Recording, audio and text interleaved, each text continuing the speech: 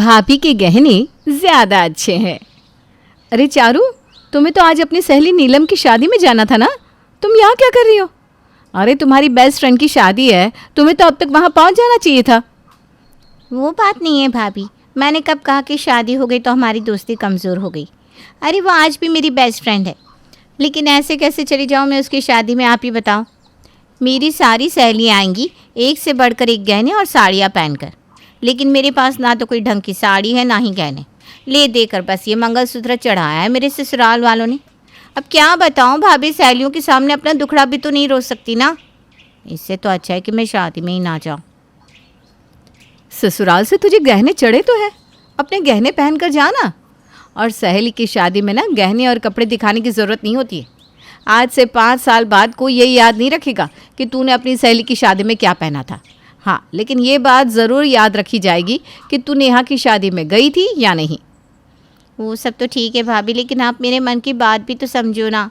मेरी भी नई नई शादी हुई है, मेरा भी तो मन करता है ना कि मैं भी महंगे से महंगे कपड़े और गहने पहनकर सबको दिखाऊं। अच्छा भाभी, अगर आप बुरा ना मानो तो एक बात कहूँ। फॉर्मेलिटी वाली क्या बात है, बोलो ना चारू, क्या बात है? अगर आप बुरा ना मानो तो अपना रानी हार और कमरबंद मुझे दे दो ना। मैं अपनी सहेली की शादी में आपके गहने पहनकर सबको रौब दिखा दूंगी और बाद में मैं फिर आपको वापस कर दूंगी। ओफो चारू, तो ले जाना, इसमें इतना सोचने वाली क्या बात है? मैंने पहना तूने पहना, एक ही तो बात है। अच्छा रुक जा, मैं अभी माँ जी से लाकर गहने तुझे देती हूँ। अब तू इन्हें पहन कर अपनी सारी सहेलियों के होश उड़ा देना। अब तो खुश है ना? अच्छा सुन, अगर तुझे मेरी कोई साड़ी पसंद हो ना तो तू साड़ी भी ले जा, लेकिन नेहा की शादी में जाना ज़रूर। और अब लेट मत कर, चल जल्दी तैयार होकर अपनी सहेली की शादी में पहुँच। थैंक यू भाभी, आप ना बहुत अच्छी हो। आप मेरे लिए किसी जीनी से कम नहीं हो। अरे आपको ना कोई भी प्रॉब्लम बता दो, आपके पास सारी प्रॉब्लम का सोल्यूशन रहता है। आप दुनिया की सबसे सबसे बेस्ट बेस्ट बेस्ट बेस्ट भाभी हो। भाभी से ज्वेलरी और साड़ी लेकर चारू अच्छे से तैयार हो जाती है और सज सवर कर अपनी सहेली की शादी में पहुंच जाती है रात के 12 बजे। अरे मम्मी जी, काफ़ी लेट हो गया, ये चारू अभी तक शादी से लौट कर नहीं आई। काफ़ी ज्वेलरी भी पहन कर गई है, आप एक बार कॉल करिए ना। हाँ ठीक कह रही है बहू, एक बार फ़ोन करके पूछ ही लेती हूँ सब ठीक तो है ना। इस लड़की में तो ज़रा सी भी अकल नहीं है, ये नहीं कि गहने पहन कर गई है तो समय से घर लौट आए। रात के 12 बज रहे हैं और इसका अभी पार्टी का खुमार उतरा नहीं। इतना कहकर चारू की माँ अपनी बेटी को फ़ोन लगाती है। अरे चारू बेटा, रात के 12 बज रहे हैं, अभी तक तू लौटी नहीं शादी से। तेरी भाभी कब से इंतज़ार कर रही है बेटा तेरा। तू कहे तो तेरे भाई को भेज दूँ तुझे लाने के लिए। अरे मम्मी, आप अभी तक मेरा इंतज़ार कर रही हो क्या? अरे मैंने तो खाना खाने के बाद वहीं पर रवि जी को बुला लिया था और मैं ना वहाँ से सीधा अपने ससुराल आ गई हूँ। आप लोग मेरा वेट मत करो, मैं कब का अपने घर पहुँच गई। अरे नालायक, तो कम से कम तुझे फ़ोन करके बताना तो चाहिए था। यहाँ हम चिंता में आधे हुए जा रहे हैं। अच्छा चल ठीक है, कल बात करेंगे। 1 सप्ताह के बाद। अच्छा चारू, उस साड़ी का काम तो हो गया होगा ना? प्लीज़ अब मेरी साड़ी और गहने वापस भिजवा दो ना। वो क्या है ना, मेरी चाची की लड़की की शादी है और मैं सोच रही हूँ वही साड़ी पहनकर शादी में चली जाऊँ। अच्छा ठीक है भाभी, भिजवा देती हूँ। उसी दिन शाम को चारू अपने देवर नीतीश के हाथों भाभी की साड़ी और कमरबंद वापस भिजवा देती है। अरे मम्मी जी, चारू ने जो सामान भिजवाया है उसमें साड़ी और कमरबंद तो है, लेकिन मेरा वो रानी हार नहीं है। कहीं नीतीश ने रास्ते में कहीं गिरा तो नहीं दिया? मैं फ़ोन करके पूछती हूँ। चारू, तुमने जो सामान भिजवाया ना उसमें मेरा रानी हार तो है नहीं? अरे भाभी, वो रानी हार ना मैंने रख लिया है, वो मैं जब खुद आऊँगी ना तो साथ लेकर आऊँगी। आपको साड़ी की ज़रूरत थी ना, तो साड़ी पहनकर आप काम चला लो।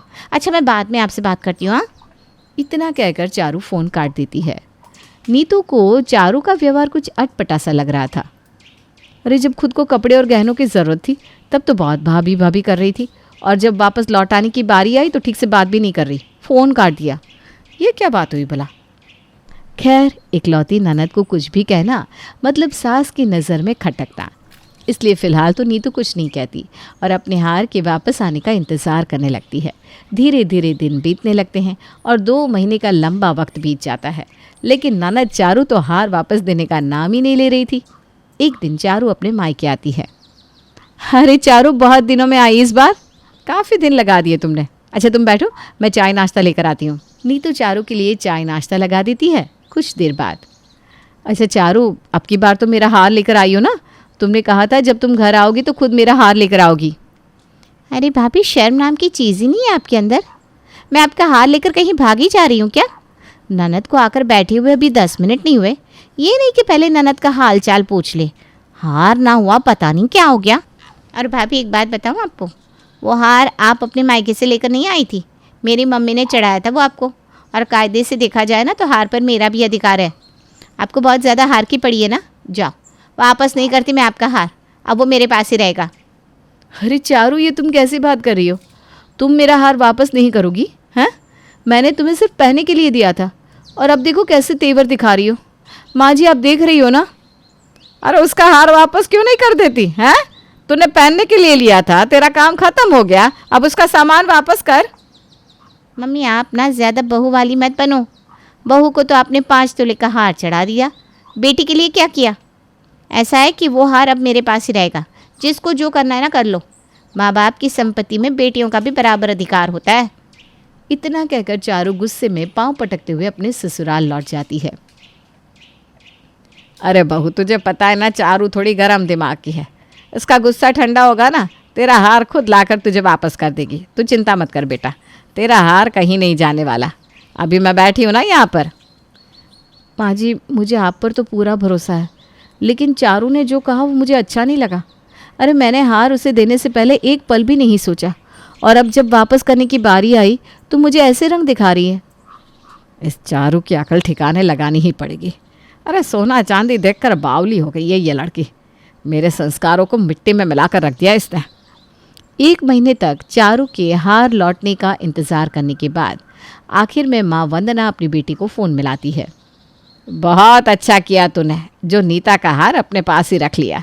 अरे वो तो बहू सामने थी, इसलिए मुझे कहना ही पड़ा कि हार वापस कर दे, वरना मैं तो चाहती थी कि वो हार मैं उससे लेकर तुझे दे दूँ। अरे मुझे क्या बुरा नहीं लगता, मेरी अपनी इकलौती बेटी इतने हल्के जेवर पहनकर घूम रही है, और ये बहू हमारे दिए जेवरों से जयपुर की महारानी बनी 4-4 हार गले में लटका कर घूमती है। तूने बिल्कुल ठीक किया बेटा, अपने पास ही रखना हार को। मैंने बहू को समझा दिया है, वो कुछ नहीं कहेगी। सच माँ, आप सच में बहुत अच्छी हो, तभी तो कहते हैं माँ जैसा दुनिया में और कोई नहीं होता। अरे वो सब तो ठीक है बेटा, एक बात बता, वो हार ना काफ़ी भारी है, और इस समय ना बाज़ार की कीमत के अनुसार कम से कम 6 लाख रुपए का हार है वो। उसे संभाल के तो रखा है ना बैंक में, हैं? लॉकर है कि नहीं तेरा? नहीं मम्मी, बैंक में लॉकर तो नहीं है, मैंने अपनी सारी ज्वेलरी अलमारी में रख रखी है। अरे यार सत्यानाश, 6 लाख के हार को तू अलमारी में रख कर बैठी है। अच्छा तू एक काम कर, अपने सारे गहने ना एक पोटली में बांध कर चुपचाप कल मेरे पास चलिया। मेरे पास बैंक में लॉकर है, तेरे सारे गहने सुरक्षित बैंक में रख देती हूँ, चोरी का कोई झंझट ही नहीं रहेगा। ठीक कहती हूँ माँ, अगर मेरा सामान चोरी हो गया ना तो इस जन्म में तो मैं दोबारा बनवा ही नहीं पाऊँगी। ठीक है, मैं कल ही अपना सामान लेकर आपके पास आती हूँ, फिर हम दोनों चुपचाप बैंक में चलकर लॉकर में सारा सामान रखवा देंगे।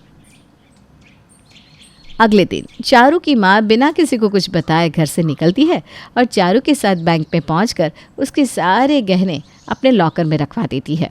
कुछ दिन बाद, माँ मुझे ना अपने देवर की शादी में जाना है, मैं सोच रही हूँ वहाँ पर वही भारी वाला रानी हार पहनूँ। आप लॉकर से निकलवा लेना, मैं शाम को आकर ले जाती हूँ। ठीक है बेटा, निकलवा दूंगी मैं। शाम को, अरे माँ जल्दी से मेरा हार दे दो, मैं आधे घंटे के लिए बोल कर आई हूँ, ज़्यादा देर रुक नहीं पाऊँगी।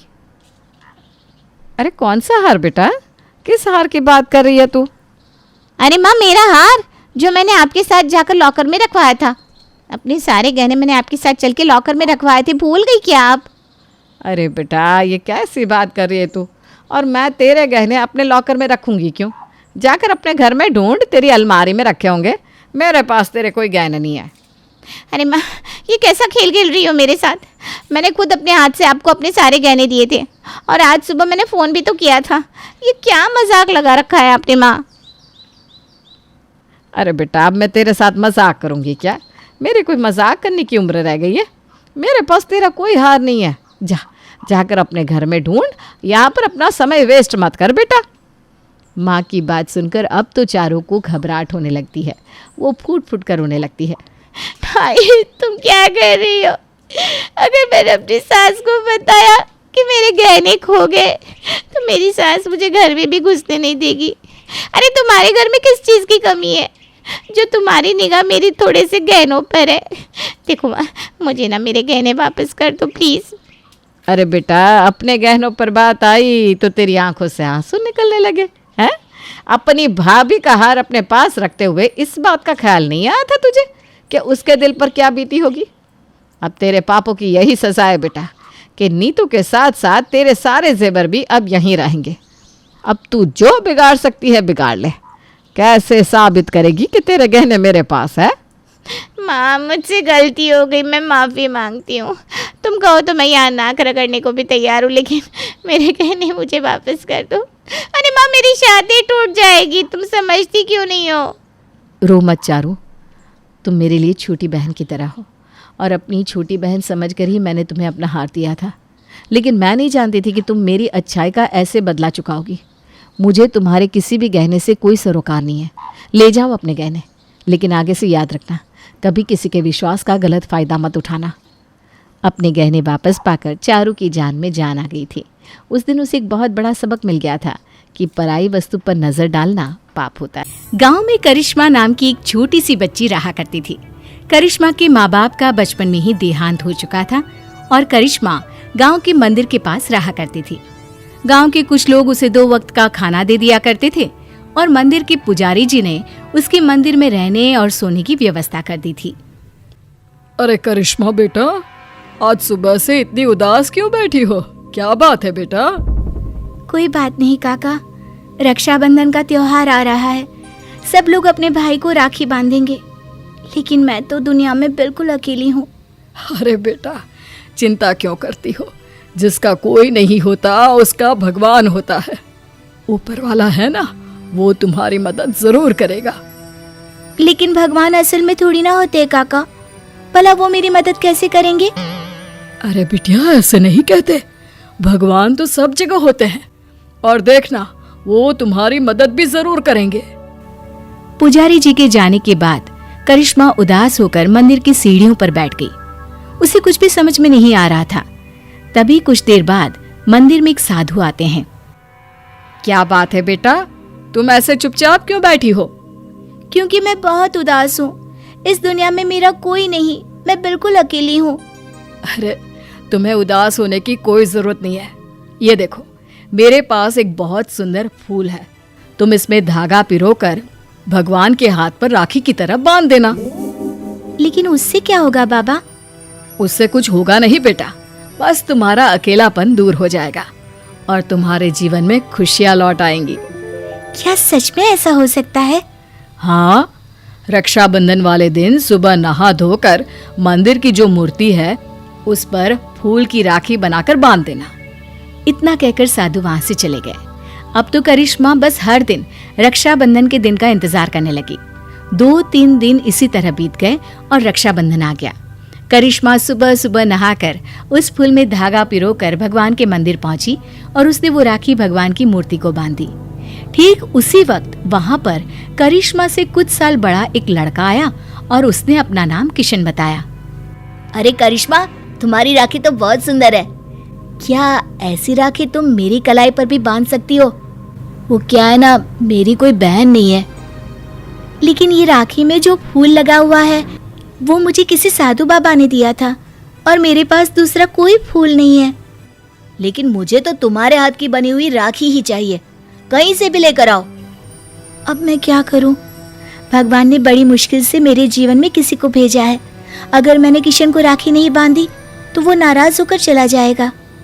सोचते सोचते करिश्मा मंदिर के बगीचे में पहुंची और वहां से उसने फूलों की मदद से एक सुंदर सी राखी बनाई और मंदिर में पहुंची। ये देखो किशन, मैंने तुम्हारे लिए बहुत सुंदर राखी बनाई है। नहीं, मुझे वही राखी चाहिए जो तुमने भगवान को बांधी है। लेकिन ये कैसे हो सकता है? वो राखी तो मैं भगवान की मूर्ति को बांध चुकी हूँ। तो कोई बात नहीं, वहाँ से वो राखी उतार कर तुम मुझे बांध लो और ये जो नई राखी तुमने बनाई है वो ले जाकर भगवान को बांध दो। किशन के बार बार जिद करने पर करिश्मा ने ऐसा ही किया। जैसे ही करिश्मा ने किशन की कलाई पर राखी बांधी, देखो, अब तुम्हें मुझसे कोई गिफ्ट लेना होगा। जब भी कोई बहन अपने भाई की कलाई पर राखी बांधती है तो बदले में उसे कोई ना कोई तोहफा लेना ही पड़ता है। लेकिन मुझे तो कुछ नहीं चाहिए। लेकिन अब तुम्हारा भाई आ गया है ना, अब से तुम्हें किसी के आगे हाथ फैलाने की जरूरत नहीं है। चलो मैं तुम्हारे नए घर में लेकर चलता हूँ। करिश्मा किशन के पीछे पीछे चल दी। कुछ ही दूरी पर एक बहुत सुंदर सा छोटा सा घर बना हुआ था। देखो करिश्मा, आज से ये तुम्हारा घर है। ये समझ लो कि तुम्हारे भाई ने तुम्हें रक्षाबंधन का तोहफा दिया है। ये घर तो बहुत सुंदर है, मैं यहाँ पर रह सकती हूँ? हाँ हाँ बिल्कुल रह सकती हो। इतना कहकर किशन वहां से चला जाता है और करिश्मा अपने घर में रहने लगती है। उस घर में खाने पीने की सारी चीजें थी। करिश्मा बहुत खुश थी और गांव के लोग भी खुश थे। करिश्मा को रहने के लिए एक जगह जो मिल गई। कुछ दिनों के बाद किशन करिश्मा के घर आता है। देखो करिश्मा, ये तो जादू हो गया। तुम्हारी बनाई हुई राखी तो सोने के कंगन में बदल गई। लेकिन ऐसा कैसे हो सकता है? मैंने जो राखी बांधी थी वो तो एक साधारण सा फूल था। नहीं करिश्मा, वो कोई साधारण फूल नहीं था। अगर ऐसा होता तो वो सोने का कंगन नहीं बन जाता। लगता है ये साधु बाबा का ही जादू है। उन्होंने ही मुझे वो जादुई राखी दी थी। लेकिन मैं सोने के कंगन का क्या करूंगा? तुम इसे अपने पास रख लो, ये मेरे किसी काम का नहीं। किशन वो सोने का कंगन करिश्मा को देकर वापस चला जाता है। करिश्मा सोच में पड़ जाती है कि आखिर वो सोने के कंगन का क्या करे। तभी उसके दिमाग में एक तरकीब सूझती है। करिश्मा सोने की कंगन को बेचकर पैसे ले आती है और उन पैसों से उसने राखी बनाने का सामान खरीद लिया। इस तरह उसने अपनी एक राखी की दुकान खोली। अरे वाह करिश्मा, तुम्हारी राखी तो बहुत सुंदर है। सारी राखियां मैं खुद अपने हाथ से बनाती हूँ और ये ज्यादा महंगी भी नहीं है। हाँ ये बात तो बिल्कुल सच है। तुम्हारी राखी बहुत सस्ती और सुंदर है। सही कह रहे हो भाई। करिश्मा की बनाई हुई राखियां इतनी खूबसूरत होती है कि हम जिसे भी देते हैं वो खुश हो जाते हैं। अब दूर दूर से लोग करिश्मा की बनाई हुई राखियां खरीदने आने लगे और करिश्मा की राखियों की दुकान बहुत अच्छी चल पड़ी। एक दिन फिर से किशन लौट कर आता है। करिश्मा, मैं तुम्हें एक बात बताना चाहता था। हाँ बताओ ना भैया, क्या बात है? देखो करिश्मा, मैं उन साधु बाबा का ही एक शिष्य हूँ और उन्होंने ही मुझे तुम्हारे पास भेजा था। वो तुम्हारे बारे में जानना चाहते थे कि तुम कितनी ईमानदार हो। इसीलिए वो सोने का कंगन मैंने तुम्हें दिया था और तुमने उस सोने के कंगन का उपयोग एक अच्छे काम में किया है। इसलिए साधु बाबा और मैं, हम दोनों ही तुमसे बहुत खुश हैं और हम दोनों का आशीर्वाद तुम्हारे साथ है। अब आने वाले जीवन में तुम्हें किसी भी प्रकार की परेशानी का सामना नहीं करना पड़ेगा। किशन भैया, तुम्हारे जैसा भाई और साधु बाबा जैसे गुरु पाकर मेरा तो जीवन ही सफल हो गया। मेरी मदद करने के लिए बहुत बहुत धन्यवाद। आपकी दी हुई जादुई राखी ने सच में मेरा जीवन बदल दिया।